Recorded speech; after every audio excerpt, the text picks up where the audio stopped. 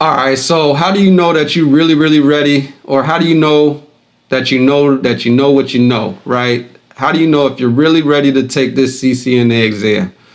In this video, I'm gonna hit you with the 3 things that I use to really indicate whether I'm ready to sit for that exam or I need to push it back another couple weeks or another month or so. So let's jump right into it with the first thing that I use is I identify my strengths and my weaknesses. This is a big indicator that I'm ready to take that exam. And the reason why I say that is if you're aware enough of your strengths, let's say that you're super strong in subnetting, but you're very weak in automation, right? Just the fact that you're aware that you're weak in automation is a good indicator that you're ready to sit for the exam. And the reason why I say that is because if you didn't know anything about automation or you didn't know anything about subnetting, that would be a good indication that you needed to start doing more studying to level up and gain some skills and knowledge about each of those topics. But as you're going through those CCNA topics, you're going to naturally know which one you're super strong in and which one you're super weak in. So let me just alleviate any kind of test anxiety that you may have right now, because taking these exams, it's a lot of pressure and you think that, oh, I got to go in there and you're going to have to ace that whole exam and you got to get 100%. No. You're not going to get 100%. Nobody is going to just go sit a CCNA exam, CCNP exam, CCIE exam, and just get it 100%. If you do, I guess that's very rare. And I'm pretty sure that's going to throw a flag up to Cisco and be like, man, let me check out this candidate and see if they did any kind of brain dumping or whatever, or use some kind of dump or whatever, right? Because if you hit every single question 100%, that probably is like some kind of red flag for them, right? Because it's like, how does this person know everything there is to know everything about every little command and all of that stuff? So you could just get that out of your head right now. You're not going to ace it. So a good indication is just knowing where you're strong and where you're weak in. And that just really helps you out with your confidence, right? Because when you do sit the exam and you get them exam scores back, you're going to look at it and be like, okay, yeah, this automation. And I keep saying automation because that's where I was super weak in, right? And I'm still weak in that. But when you sit and you're like, okay, yeah, I was weak in this, but look, I was super strong in routing and everything. Like I said in another video, those exam scores really help you out, because now if you did fail, now you know, okay, I'm going to really dial in and like double down on that weakness of automation. And I'm going to really study that one to get my skills up. And then I'm going to just really refresh on the other stuff that I was super strong in, like subnet. And if I'm super strong in that, I'm not going to sit there and drill hard the next time I start studying for this exam again if I did fail. So that's the first thing that I look for, is like, where am I strong and where am I weak in? And once I get that all clear, the next thing that I do is I start taking them exam or those practice exams, any kind of practice test that you can get your hands on. Main one that I use is them BOSIN practice exams. I'm pretty sure there's free stuff on the internet, but if you got a couple dollars, I guess that's the best thing that I could advise, is just spend a couple dollars on them BOSIN exams. You're going to spend a couple dollars on going out or buying some shoes or buying clothes or something. Just invest in yourself a little bit. Buy one of them BOSIN practice exams, right? And go ahead and take them exams. And what I look to do is score anywhere between 70 to 80% on those. And why I say that is because, again, you're going to have strengths and weaknesses. You're not going to sit there and score 100% on them BOSIN exams. If you're scoring 100%, that's a pretty good indication that you're ready. But anywhere between 70 and 80% you should be scoring, because these practice tests, especially like how I be doing it, you're going to just really keep on repeating it. So you should, after 6 months or however long you're studying, you should start to pick up on seeing the same stuff. And I'd say about a good 30% of the exam is going to be about memorization, right? Like memorizing administrative distance or memorizing timers for routing protocols and things of that nature. So that's why I say that 70 or 80%, you should be hitting that before you go sit that exam. If you're getting 60%, I don't think that that's a good time to sit for the exam. I don't really be confident when I'm at that 60%. But when I'm at that 70 to 80, I'm like, yeah, it's about go time for me, right?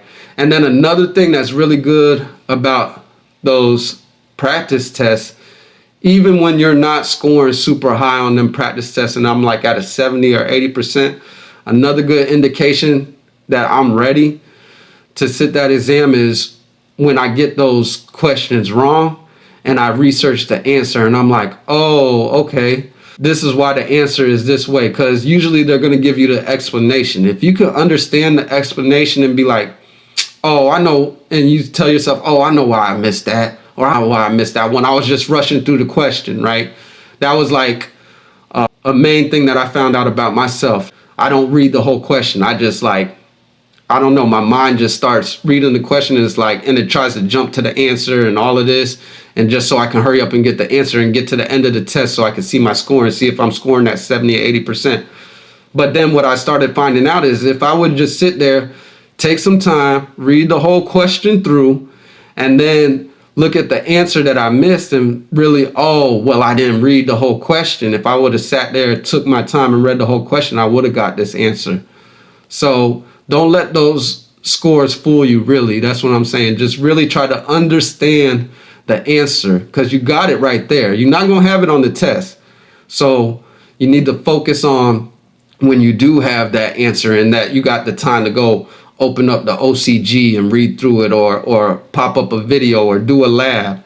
And so that you can really hardwire that information into you. So once your subconscious kicks in when you're sitting on the actual exam, you're going to be like, okay, let me sit here and read the whole question. And then that thing's going to kick in and be like, okay, this is what the real answer is. Because, you know, the way they word them questions and everything, all of that stuff, like they try to trick you. They're not in the business to pass everybody, right? They're in the business to get that money because them tests ain't cheap. They're trying to have repeat customers and all of that. So you need to really just take your time when you're sitting in on them exams and really reading through, because that's not going to be a practice exam. That's what the practice exam is for. Is really just for practice. They're really practicing for that exam. All right. So the third and last thing that I use to really judge whether or not I'm ready to sit for that exam is my eagerness to take the exam. So again, if you set a goal, all right, I'm gonna study for 6 months, right?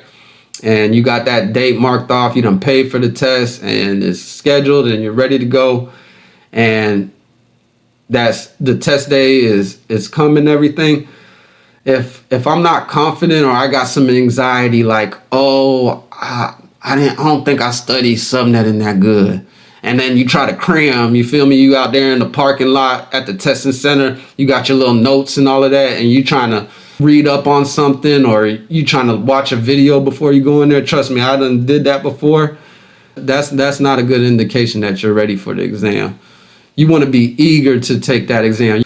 You want to be so exhausted, just so saturated with information that you're just like, man, I don't care whether it's pass or fail. I'm just ready to get this test over with. That right there, anytime that I felt like that, I guess it's the eagerness or you just so tired of just studying. And this is studying like when you really been putting in that work, right? When you really been getting up early in the morning and then staying up late at night, even after working and all of that stuff, working your job and doing your life and all of that other stuff, you should really feel like super drained and just ready to just get it over with. Once you start feeling like that, or if you feel like that on test day, then yeah. Because that other way of feeling like, oh, maybe I could just cram in real quick and I could just learn this little topic about something that, like, if you don't got subnetting down by the time you go sit down for the exam, you're not going to get it in those 15 minutes that you're trying to study up on or try to skill up real quick before you go in there. You just playing mind games and tricks on your mind. You just playing with yourself. Pause.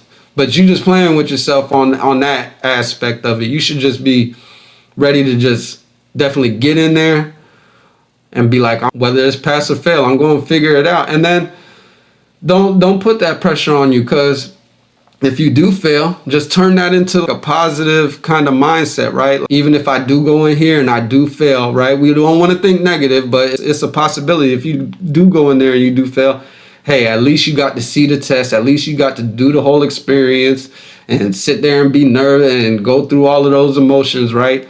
And get your score. And you get to see the breakdown of, oh yeah, I was strong in this, or nah, I was super weak on this and everything. So those are like the 3 things that I really use, right? Generally determine and identify my strengths and my weaknesses. I take them both in exams, try to score to 70 to 80%.